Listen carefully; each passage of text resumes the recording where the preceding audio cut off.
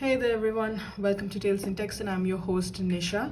So today is going to be a quick video about a new 3-card spread that I developed recently. So this spread was kind of brewing in my mind for a few days, and I used it a bunch of times, and I found that it was actually quite incisive, practical and efficient, something that you could use for your day-to-day readings, especially the more practical, the kind of real life, realistic solutions to real world questions, those kinds of problems and experiences and questions. Those are the kind of situations in which the spread works best. This spread I call the crust, the meat, and the remains. Or if you're looking for a more veggie, vegan friendly options, it would be the crust, the core, and the remains. So let me just show you a video of how to pull the cards, and then we will get into the discussion.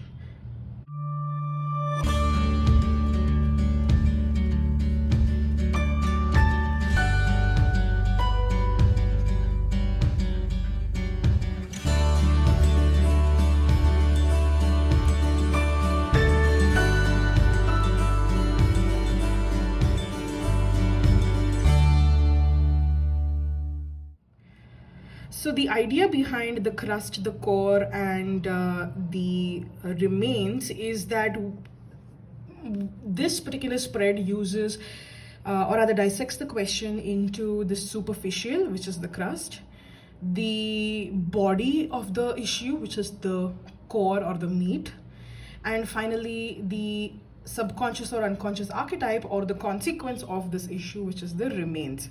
So it kind of divides the experience or the question that you have into 3 different segments.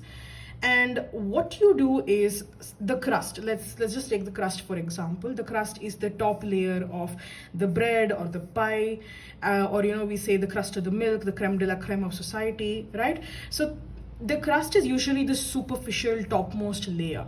And when I'm talking about the crust, I am talking about the superficial perceptions or that you get when you experience something, or the superficial reaction, that is the immediate reaction that you have when you're faced with a question. So this crust is just the shallow experience, shallow information that you just get immediately or with a very limited exposure to this issue that you are currently having.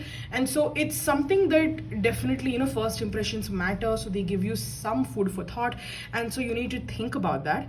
But there is no greater or more in-depth clarity, which is why we look at the second question, which is the meat or the body. When you're trying to understand a situation and find an answer to it, then you need to kind of understand the meat of the experience or the core of the experience. And so when I talk about the core or the meat of the experience or the question, I'm talking about the entire set of thoughts, experiences, questions, conundrums, feelings that you may have experienced or that you are currently experiencing, which you are spending a lot of time, effort, resources, mental and emotional bandwidth and spiritual energy on that particular area. So for example, let's say you are looking at a relationship question, right? So the superficial or the crust part of the relationship would just be the first perceptions and first reactions that you have when the thought of a relationship comes to mind, or when your partner comes to mind, or perhaps about attracting a partner. But the body is all about what are you doing to achieve this relationship, or what have you been doing which might have resulted in whatever question that you're kind of coming with right now. What are you spending your resources, time, energy, emotional and mental bandwidth, and just absolutely your entire energy and your being? What part or what areas of your life are you kind of putting all of these resources and energy into specifically in relation to this question that you're asking, which is kind of taking up your complete mind space, which is taking up a lot of your resources, which is causing you perhaps sleepless nights, or which is kind of the weighty matter, that huge responsibility which you need to address. So that is the meat or the body. So that essentially is the entire set of experiences, entire set of feelings, entire set of perceptions that are associated with the issue surrounding the question that you have. And basically this is about the exploration of the feelings and the perceptions and the reactions that you have in the crust moment. So the crust just gives a first impression sort of equation, and the body or the meat, the core, gives you a more in-depth analysis of the crust. Finally, we also have the remains. So the remains is, to me, it kind of works in two ways. One is the remains could be the consequences of the of taking or not taking a particular action. So in this case, like I mentioned, if you are taking a relationship as the, as your query, so you will have a superficial reaction or a perception, which is the crust. Then you have the body or the meat or the core, which is the entire substance of the relationship issue that you're having right now. And and also the body will give you some information about what you could possibly do or what you may need to avoid doing in order to achieve your relationship goal.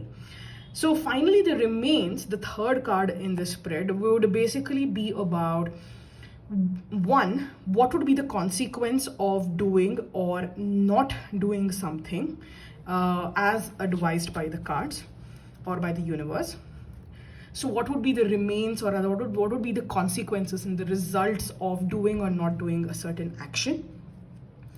The second interpretation that you can adopt for the remains would be, what is the subconscious and unconscious archetype underlying the body, which is essentially affecting or creating the situation for you? So what we're looking at is, we have a superficial reaction, and then we have all of the analysis in the body, in the core or the meat, and we are looking at the remains, the card, the third card, the remains, as the deepest part of our soul stripped of its ego. So that's one way you can actually consider these three cards. The crust card could be your ego or egotistical response. The meat or core card could be your physical experience of this situation. And finally, the remains card could be your unconscious or subconscious archetypes, biases, which are kind of, you're stripping all of the ego and all of the physical experiences out of it, and what is left behind is the skeletal personality, the which could have the answer, or rather which could unlock the answer that you are looking for. So that's two ways of looking at it. Now, how do you pull these cards? So what I have made is, I have used the whole concept of the crust, the body, and the remains to determine how you should pull these cards. So essentially you start by shuffling. Shuffle, shuffle. Okay. So once you shuffle as many times as you want, you basically, for the crust is the topmost layer. So you take the first card and you place that over here. That's your crust. For the body, you have to split your deck into half and then choose the card that is seen right on the surface. So here you go. And finally, you have the remains. So you bring your deck back together, right, in the same order. So if you pulled apart from the top, you put it back on the top. The remains is ultimately what is left behind. So therefore, the bottommost card of your deck, which in this case is this one, you have to pull it open. So now you have three cards, which essentially give you some indication to answer your question. So this would be your superficial reaction, the Seven of Swords. Your core issue, which your physical experience into which you're putting all of your resources, your mental and emotional bandwidth, your time, your mental health, all of which you're spending on, is the second card, which is the meat or the core. And it is represented here by the High Priestess reversed. And finally, we have the remains, which could either be the result or consequence of acting or not acting upon whatever advice the cards have, or it could be the underlying archetype of stripped of ego, whatever subconscious, unconscious belief systems that, or your any trauma influenced behaviors as well, for example, because they get so deeply embedded in our psyche. What is left behind after the ego and the physical experience is stripped? That could be this one. So by combining all of this information, you can come up with a solution to your question. For example, if I'm just doing a very quick scan of this, let's say you have a relationship question. In that case, perhaps the relationship, because the Crust card, the superficial card, is indicating some sort of a suspicion. So this could be that there is some sort of behavior that is suspicious, or that you might be suspicious of somebody else, or your partner may be suspicious of you. That could be the superficial meaning. The core meaning could be that, perhaps you've been, seeing this or experiencing this. Maybe your sixth sense has been telling you, or other people have been telling you this. And the High Priestess is all about this inner knowing, right? So your instinct is telling you that, hey, something like this has been going on for a long time. Perhaps this could also indicate paranoia in certain ways. Sometimes I always like to think of the High Priestess's wisdom as also something that can harm us, because it can turn poisonous to us, because sometimes, it kind of becomes like an echo chamber. I always look at the High Priestess as sort of like an echo chamber sometimes. So telling yourself constantly that something's wrong with my relationship might actually, enable or certain behaviors or reactions that might actually manifest those fractures in the relationship, even when those don't exist. And finally, when you look at the remains, if you're considering this card as a result, then perhaps you can look at these two cards for things that you should do or things that you shouldn't do in order to set the situation right. So what could you do? Possibly have less suspicion, have more faith in yourself and in your partner, have faith in your relationship.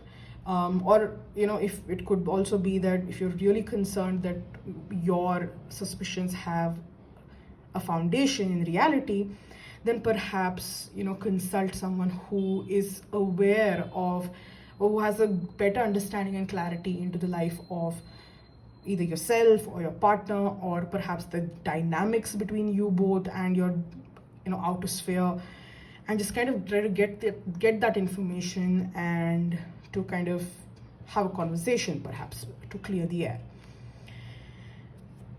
Considering that, if you do or don't, you use or don't use this advice, then ultimately it'll affect your learning from this relationship. Ultimately, the Hierophant does indicate someone who is learned, someone who learns through life as life goes on, as they transition through life. And so through this experience, you can come out wiser, and you can choose to free yourself from either these suspicions that are unfounded, or free yourself from this relationship which is not serving you or your partners. And if, let's say, you're looking at archetypal behaviors for the Remains card, the Hierophant's role as a teacher could be an archetype in itself, the archetype of a teacher. It could be that it could indicate a desire to be domineering and controlling. It could indicate a desire a tendency to be very traditional or conservative, for example. So this is just, again, very simple examples that I'm giving. Of course, these archetypes are so much more varied than what I'm saying right now, but this is just sort of an example that I'm giving, right? So you could use those archetypes and try to kind of narrow down, okay, are these archetypes something that you see reflected in yourself? or are these archetypes you see something reflected in your partner? And then based on that, you can actually take a call on how to address this situation. So then the remains informs the meat, the core, and also the crust. That kind of brings me to the end of this tarot spread. You can also use the spread, the crust, the core, and the remains as also just journal prompts and writing prompts. You can use it with oracle cards, Lenormand, Kipper, runes. You can use it just as general writing prompts, journaling prompts. You can use them for poetry, you can use them for prose, you can do whatever you feel like with it, because ultimately these questions are just sort of a helping hand in supporting you to find the answers that you need to help you live your best life. If you stuck around with me so far, thank you so much for watching, and I will see you the next time on Tales and Texts. Bye bye.